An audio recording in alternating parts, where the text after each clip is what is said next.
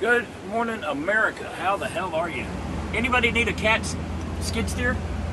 These are on clearance. I don't know how much they're going for, but they're on clearance. They got an overabundance of skid steers. So, come get you one. Anyway, Mama had surgery yesterday. She's doing much better today. So y'all send her good thoughts that she gets a quick recovery and she can get back in the truck with me sooner than later, because I'm tired of cooking my own food and washing my own clothes and making my own bed.